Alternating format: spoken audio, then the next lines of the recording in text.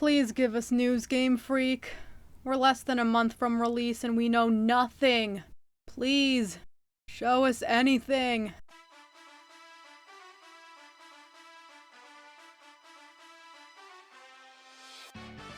Hello everyone, this is VGMaster2 and I'm back with my final video on Legends Arceus before release. This video will be on my opinions on all of the info that was officially revealed within the month of January. Firstly, well, not a trailer that showed new information, there was a 30-second commercial that released on the 1st that contains new footage. It also reveals that the graphics have undergone some development since who fucking knows when. Yeah, they didn't even wait to drop the revelation that they changed the graphics for the next news update, they just kinda shat it out.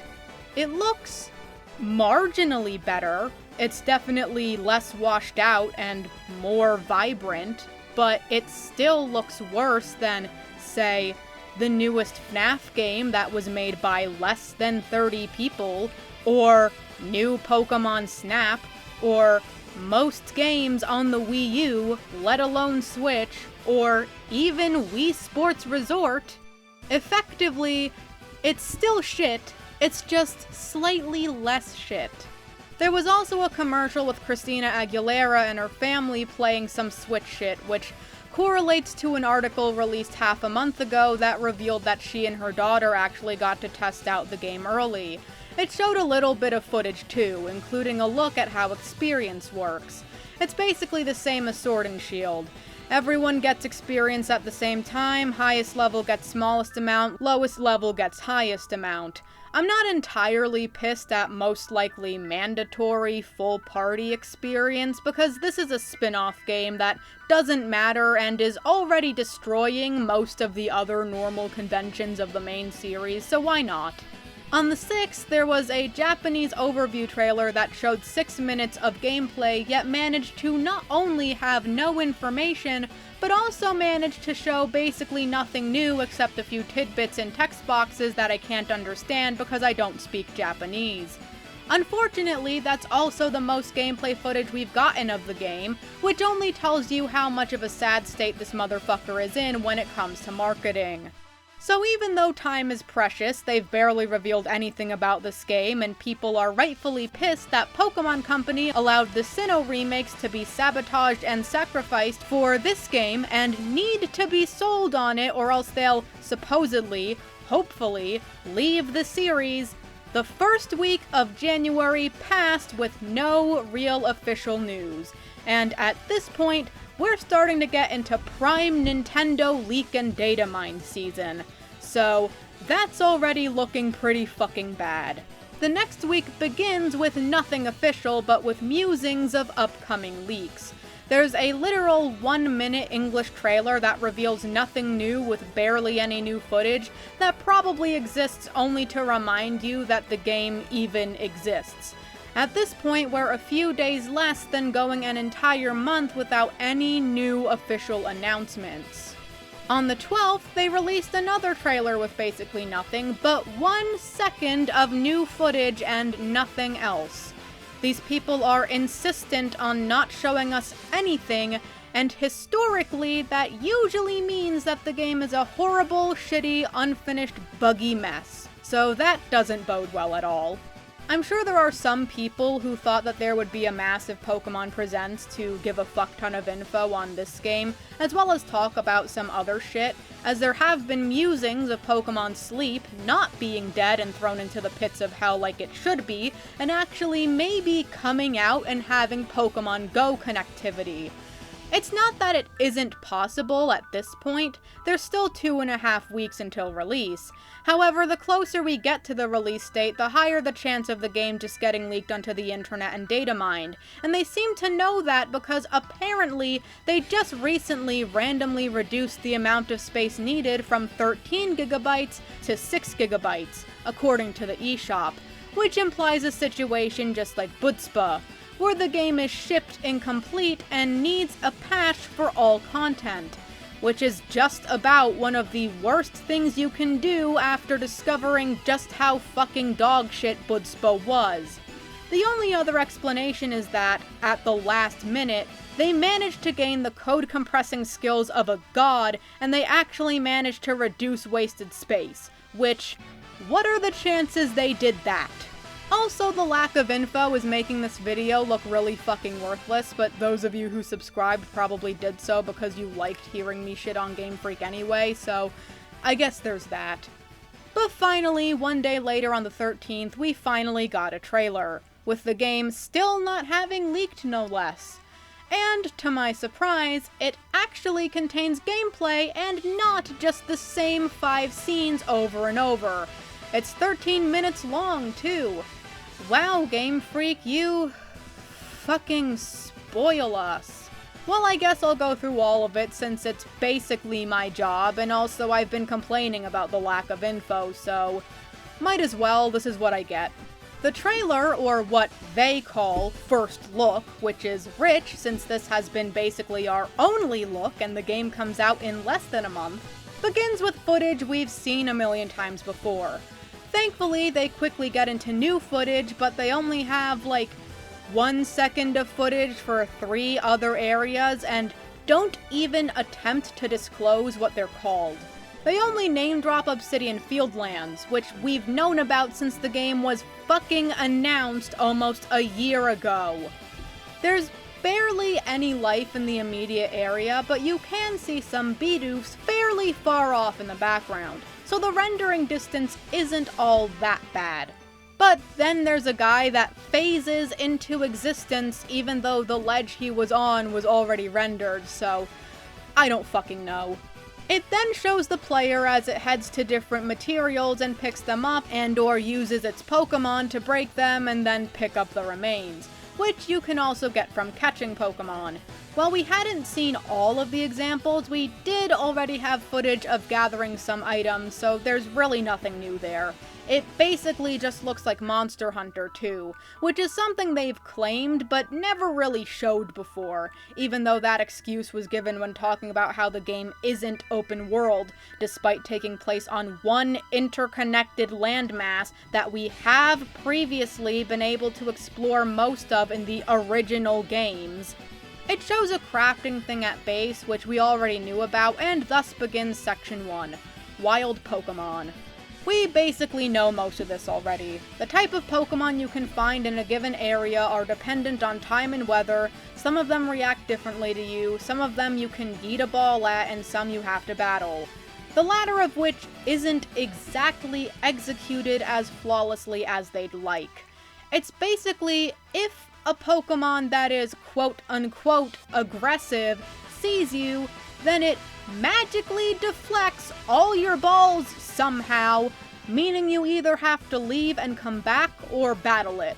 It's a really janky way to force, or attempt to force, players into battling when they probably don't have to, especially because they're still trainers and you get experience from catching anyway. Battle transitions are rather smooth though. Good job, only took you 25 years to figure that one out. You can also use berries to lure Pokemon to where you want them to go, which was never hard confirmed before, but I believe was revealed via descriptions for berries, and also that's kinda a no-brainer. It is kinda funny to see a Baneri just sitting in a fucking stream. It's literally up to her neck, and she just sits there, like she doesn't give a fuck that she's practically drowning. However, the Baneri may or may not have completely frozen when Psyduck was getting captured, which would be a large oof if true. They also show off the trainer taking damage, which we've already known and seen before, and it just kinda plays a somewhat lazy animation. It's supposed to be a blackout, but he just sits there on his one knee, and proceeds to take almost 5 seconds to start fading to black. Why the fuck did it take that long? That Tangrowth could have mauled you more in the time it took to load. Next category, the Pokedex. We start off with a report to Lavender. No, I won't use his real name. Yes, I'm petty. Which shows off how a survey report works. Based on how many Pokemon you catch, and presumably how you catch them, you will earn money. The voiceover tells us what we already know about you not just having to catch them, but also observe them doing all sorts of menial shit. Which honestly sounds really fucking tedious, especially because we still haven't seen Pokemon do anything but run away and try to kill us. Doing this shit results in the Pokedex being updated and the player getting an increase in rank, just like in Monster Hunter. Next category, traveling the region. They just show us the rideable Pokemon again. They don't show any new ones, it's just the 3 we've known about for months. All it really shows us is that there's basically a seamless transition between Weirdeer and Braviary. Next category, Jubilee Village. It starts with the lore explanation we've already heard, about the people there being travelers from other regions, there's different branches of Galaxy Team, the village is the hub, all that shit. But we do get footage of the guy we talk to before we go, which is where we decide which area to go to. Still not name-dropping any of them but the first. We then see Lavender's room as well as the player's room, which look pretty nice, as well as our best look at a minor character who many have pointed out appears to be the ancestor of one of the Sinnoh-Johto frontier brains, Anth, who makes clothes apparently. We also see the craft shop, run by a nobody named Onvine, and the trading post, run by a nobody named Simona. I mean, they don't all have to be recognizable ancestors, but at least make them look interesting. Next category, missions and requests. Tell me if this sounds familiar. Missions progress the story, while requests are small side quests you get from people in the village. Oh wow, look at that! It's Monster Hunter. Fucking shocker. Both will be added to your phone, which tracks movement, marks locations, and keeps track of all your current objectives. Wow, it sure is lucky that the player is the one to randomly get the weird piece of technology from centuries in the future that also conveniently makes everything you have to do easier. Some examples of requests are given, and it's what you'd expect. Find a specific species, find items, kill Pokemon, or catch Pokemon. Huh, sounds exactly like Monster Hunter! They then show us a condensed version of a request from a nobody named Toshi, who wants you to catch a Shinx so he can look at its ears. Okay then. So the player finds a Shinx, catches it, brings it back, and shows him to the guy. Admittedly, the Shinx animation was decent. Where the fuck was that in Sword and Shield, Mr. We had to cut Pokemon for better animations? Next category, battles. We basically know this already. Yeet your bitch at a motherfucker to engage, and then use the bar on the right to gauge how many actions you have and plan accordingly. Just like in most games, ambushing from behind gives a chance at an advantage. When you beat a Pokemon's ass, they kinda just get smaller until they're deleted from existence. And, I mean, if you're gonna copy Monster Hunter verbatim, you might as well have the Pokemon fall on its back or side and then dissolve out. What they have now looks weird and lazy, which isn't a surprise, but still. They then talk about the battle styles that they've already disclosed most of the info for. The only new thing is that using either of them reduces more PP than usual. I will say that, in the snow, you can see the frost building on the player's body, which is a nice detail I don't think we've had before. But then it's nowhere on any of the Pokemon's bodies, so one step forward, 2 steps back, I guess. Also, apparently some Pokemon do fall before disappearing, only Kricketot looks like shit.